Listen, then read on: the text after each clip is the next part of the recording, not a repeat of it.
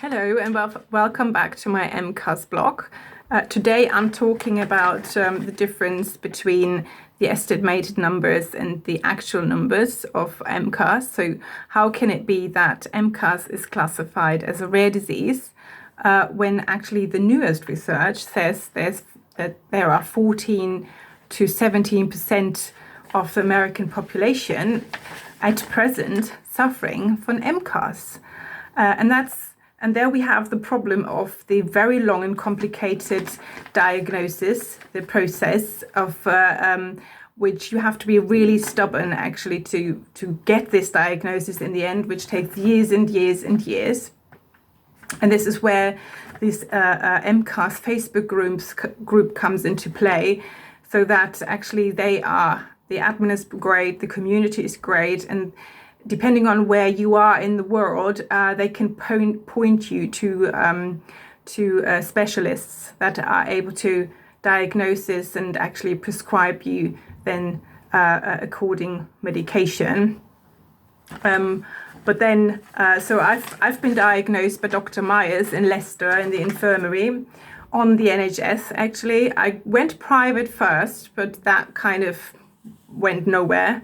Funnily enough, then I had a very good hematologist here in the NGH, and she referred me first to the St. Guy's in London, which made it impossible for me to get there because they gave me an appointment at 8 o'clock in the morning, and expected for me to be able to be there at 8:45. And me as an MCAS patient, where am I supposed to sleep in London? You know, I would have had to have let somebody drive me. So that would have been my husband. But it was so short term, this appointment, that he didn't have much time.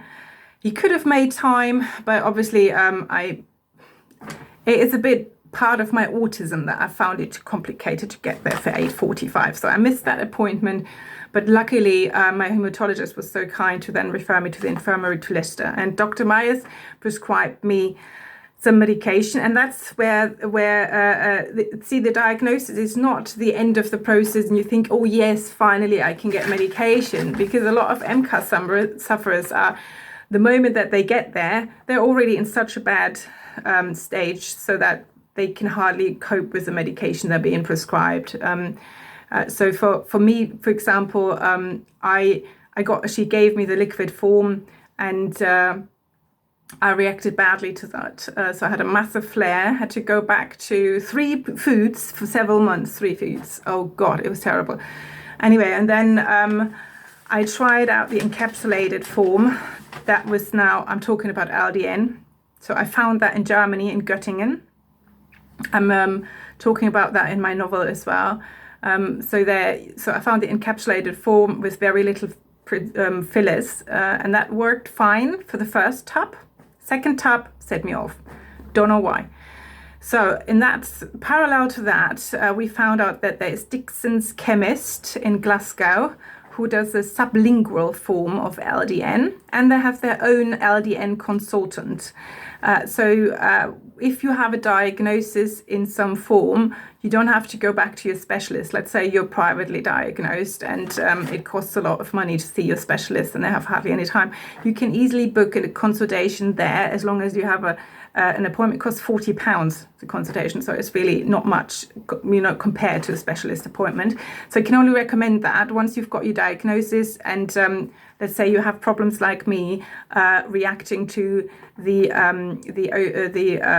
medication that you're getting from your pharmacy.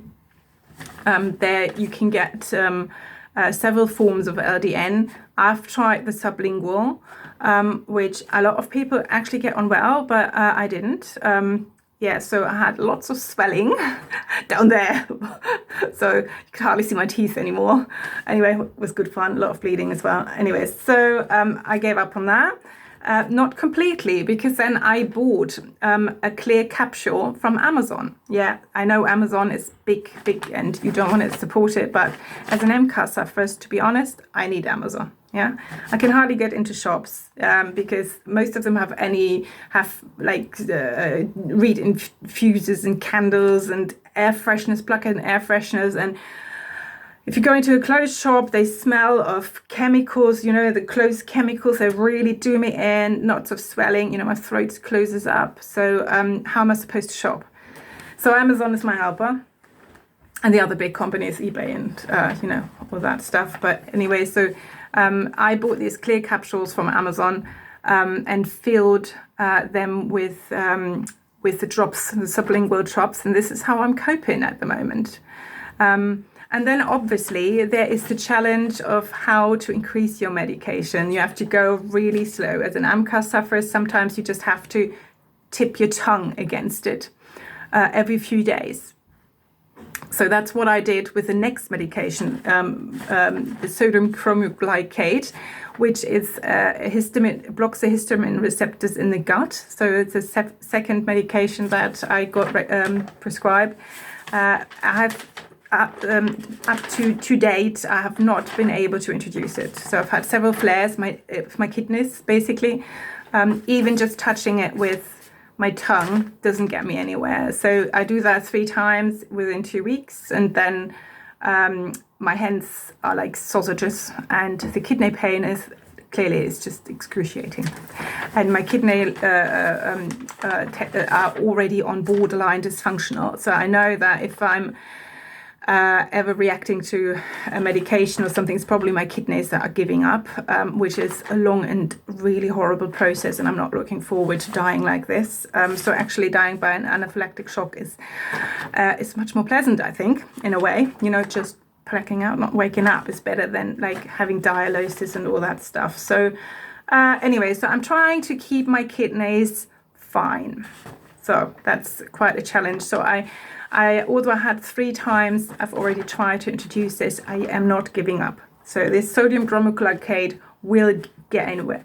So then there's other people who swear on Monticulast, for example, or ketotifen, but I'm not. I'm not even trying those, because I mentioned that one of the mental comorbidities, sorry, I can't even say that word, is bipolar. And I know that, for example, a side effect of ketotifen or Monticulast is that you can go quite agitated. You can enter states of psychosis and all that. And to be honest, I do not want to get there. I sometimes, when my meds are wrong, I wake up in the middle of the night with such paranoia that I clearly don't want to try anything that messes more with my brain chemistry. And I think this is where the natural helpers are coming in, which I want to talk about with you, but I do that in a separate blog. So I want to talk to you about vagus nerve stimulation. I want to talk about other supplement and herbs you can use. Yes, and obviously homeopathic remedies I will also talk about, which I can't use anymore. So even homeopathic remedies are out of the equation in my case. But what I can really recommend are Bach flowers, and not to ingest them. But what I do, I just put them in my palm. So that's the only natural remedy that is left for me, is basically an electromagnetic or a vibrational, some people call it. It works with stimulating your synapses, that your action potentials in your nerves, so that you basically this little flower, liquid works on a molecular level, and this way stimulates certain glands and process in the body. And to be honest, I'm an absolute fan of this. I have treated animals with that. I had dogs and cats that worked really well on Bach flowers. One of my cats was not able to walk, and she limped, and the vet said that she would need surgery.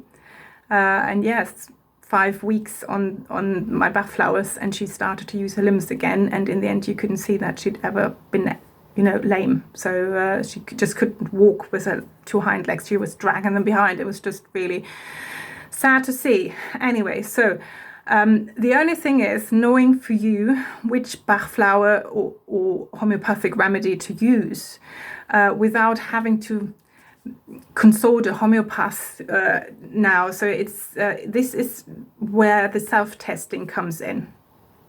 I'm going to do that in another blog, actually. So I'm going to close here because I've talked to you about the estimated and the real numbers of MCAS now, and how to diagnose and how difficult it is to diagnose, but it's absolutely necessary to do this so that you get more treatment options. So if you think you might have MCAS, I can only recommend to you go on that Facebook group where you can find out where a specialist in your area is. Try to get the money together. If you can't go through the NHS, try to get the money together to go to a specialist, get your diagnosis so that you have more treatment options before it is too late. It is important to do this before you start reacting to everything, because then even this door closes for you. So good luck for you. Leave me questions, remarks, anything, suggestions if you think I should talk about a specific topic. And I'm looking forward to see you again. Oh, yes, and like and subscribe. Bye.